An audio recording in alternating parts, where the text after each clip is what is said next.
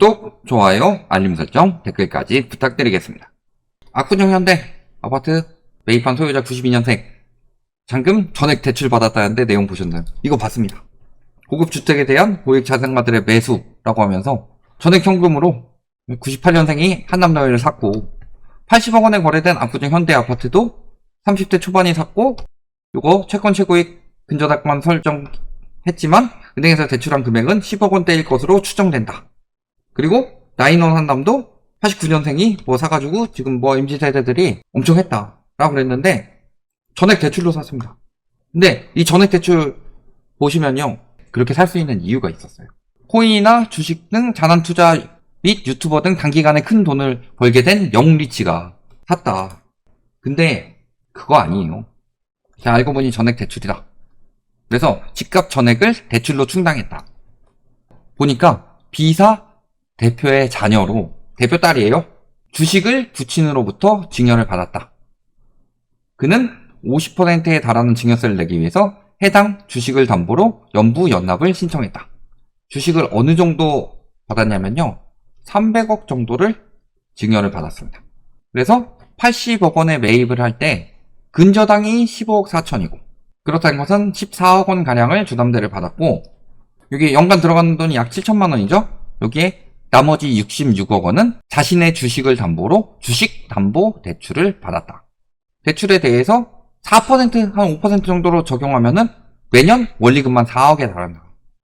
어떻게 저 원리금을 극복을 할까요? 어떻게 극복을 하냐면요, 1년간 배당금을 잔뜩 땡겨봤습니다. 그러니까 저 주식이 어디 주식이겠냐? 여기까지는 나온 건 아니니까 제 추측성이 강하게 들어갈 수 있다는 거는 가만히 두시고 들으시면은, A씨가 B 회사의 자녀죠. 회사에서 회사 대표인 C씨라고 합시다. C씨가 A씨에게 300억 가량의 주식을 증여를 했고, 이 주식 300억에 따른 배당만 15억을 1년에 받고 있다.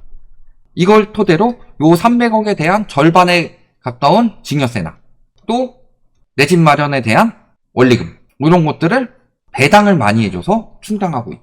그러니까 저거는 실질적으로 신고가 거래라고 띄워줄 수 있어요?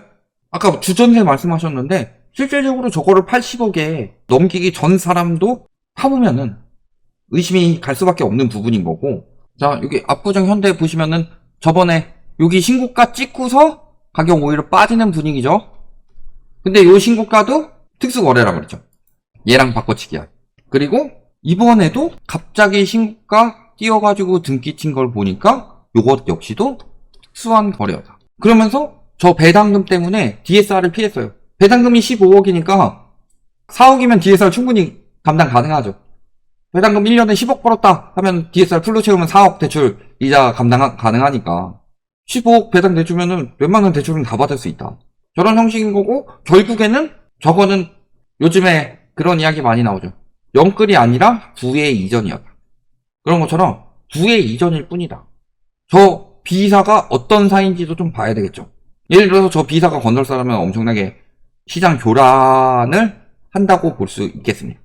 압구정 현대에서 뜨는 신고가마다 막상 파보니까 항상 다 저런 특수거래고 일반적이지 않은 거래이기 때문에 이게 집값이 올라가는 그런 분위기를 만든다 말만 그렇게 되는 거지, 실질적으로는 한 건의 거래만 특수하게 나온 것이다. 그러니까 압구정 현대 115억짜리는 그 이후에 거래가 뜰 수가 없는 거고, 51억짜리는 그 이후에 다시 40억대 거래가 뜨는 거고, 80억짜리 거래도 21년부터 거래 쭉 없다가 하나 뜬 거고, 이런 거다. 이런 경우가 한두 번이냐. 이래놓고서 아파트 신고가 찍고서 강남 아파트가 기존 고점의 99%로 회복했습니다. 맞아요? 특히 압구정 현대는 강남 재건축이죠. 저희가 예전에 무슨 말씀 많이 드렸냐. 관훈클럽에서 강남 재건축 아파트를 많이 가지고 있다고 그랬죠. 그래서 재건축 완화 정책에 대해서 굉장히 긍정적으로 써주죠. 재건축 규제 정책을 하면은 굉장히 천하의 때려 죽일 놈으로 만들어버리죠. 그러니까 문재인 정부가 천하의 때려 죽일 놈이 된 이유는요, 집값을 잡으려고 했기 때문이에요. 집값을 잡기 위해서 가장 먼저 잡는 게 보통 강남 재건축이다.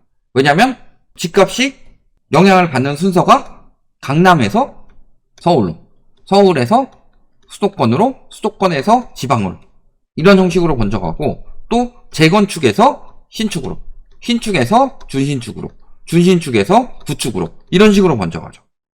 재건축이 올라가면은 재건축 부숴서 신축 만들 거니까 신축 아파트 가격이 올라가.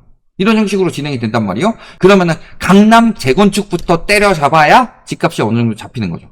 올릴 때도 마찬가지예요. 강남 재건축부터 띄우는 거예요. 대표적으로 박근혜 정부 때 집값을 올리는 정책들은 굉장히 많이 썼어요. 박근혜 정부 이전에 MB 정부 때부터 규제 완화, 양도세든 취득세든 보유세든 이런 것들 완화 엄청 많이 했죠. 지금도 종부세 완화하려고 난리치고 있잖아요. 세금으로 못 잡는다고 하면서 또 문재인 정부 깔려고. 지금 문재인 정부 8년 차례니까요. 아직도 대통령 욕을 해요. 문재인 대통령을. 전 대통령인지 아니면 지금도 문재인 정부 8년 차인지 모르겠다니까. 근데 이런 것들을 해봤자 데드캣 바운스는 나도 상승장은 못 만들어줘. 전세자금 대출 풀었죠. 이거 핵심적이죠. 집값 받치려고 전세가 계속 올렸는데도 집값은 떨어졌죠. 박근혜 정부 때 초이노믹스로 대출 70%까지 풀어줬죠. 이걸로 바로 살렸어요? 물론 얘도 영향이 엄청나게 컸는데 결국에는 요 뒤에 후속 조치가 뭐가 나왔다? 9월에 재건축 연한 완화가 나오고 12월에 부동산 3법이 나왔죠. 부동산 3법이 완전히 재건축 특별법이에요. 재건축 혜택을 쏟아내는 법안이었다. 분양제 폐지, 재초안 폐지, 그 다음에 조합원 3주택 허용이었으니까. 그러니까 쏟아내는 법안이 나오니까 강남 재건축을 중심으로 가격이 뜨기 시작했죠. 그러니까 강남 재건축부터 잡는 거예요. 근데 강남 재건축을 가지고 있는 사람들이 누구다? 부동산 3법 통과할 때 찬성표가 엄청나게 많았어요. 찬성표가 왜 이렇게 많았어요? 강남 재건축을 가지고 있는 사람들이 많으니까. 건설사 관련된 사람들도 많았고, 그 당시에 이런 사람들 건설사 관련된 사람들이잖아요. 찬성표 엄청 나왔죠. 그리고 관훈클럽 뭐라고 그랬어요? 전현직 언론인인데 어떤 언론인? 고위 언론인. 이런 사람들이 강남 재건축을 많이 가지고 있으니까 저런 정책 써주면은 엄청 띄워주고. 그러니까 문재인 정부 때 공급 부족 이야기하면서 맨날 민간 공급 이야기했잖아요. 공공 공급으로 못 잡는다. 그리고 임대주택으로 못 잡는다. 그러니까 임대주택 넣으면은 사람들이 재건축 안 할 거니까 공공 임대 기부채상 파는 거 빼라. 자꾸 이런 식으로 이야기를 했죠. 근데 세계적으로 집값 잡을 때 어떻게 했어요? 공공 공급 늘리고 그 중에서 공공 임대를 엄청 늘렸습니다. 지금 영국이나 프랑스 하는 거 보세요. 집값 잡으려고 공공 임대를 늘리고 있어요.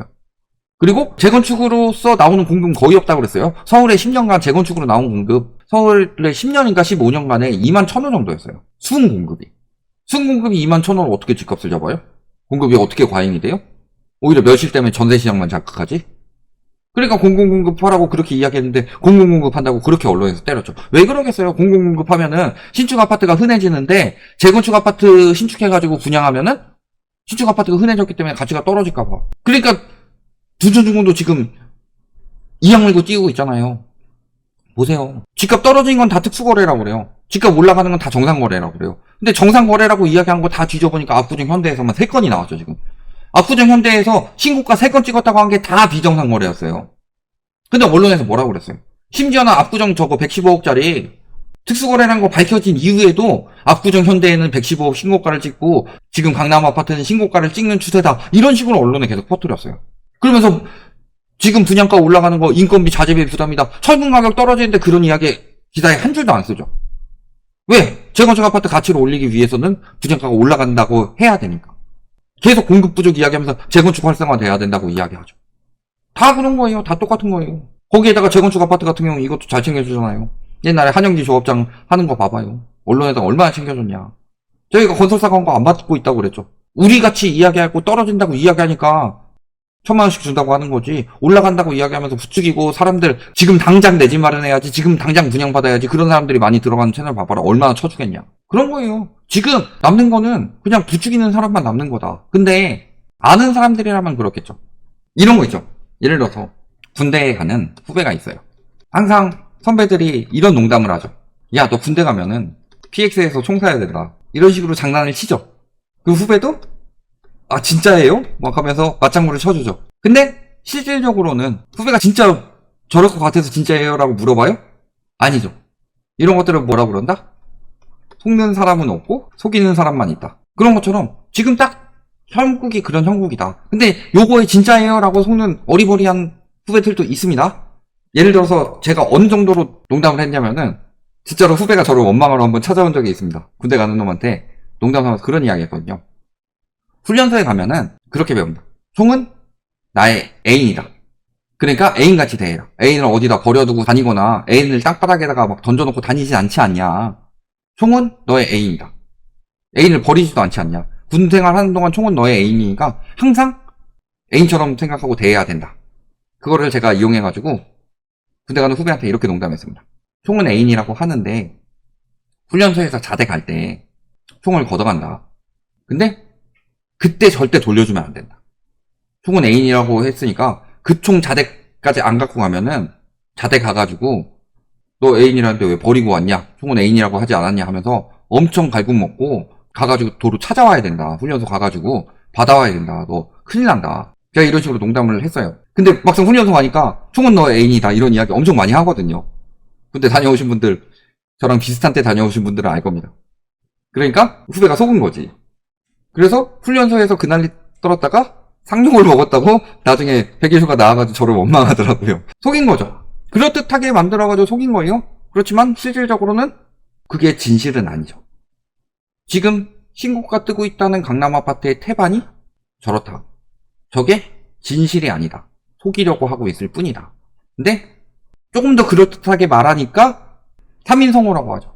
3명이서 호랑이 봤다고 하면 진짜 호랑이를 믿는 것처럼 모든 언론에서 그렇게 때리니까 진짜 그렇게 보이는 것일 뿐이다. 잘 생각해봐라. 근데 그게 진실일 수는 없다. 여기까지 말씀드리겠습니다.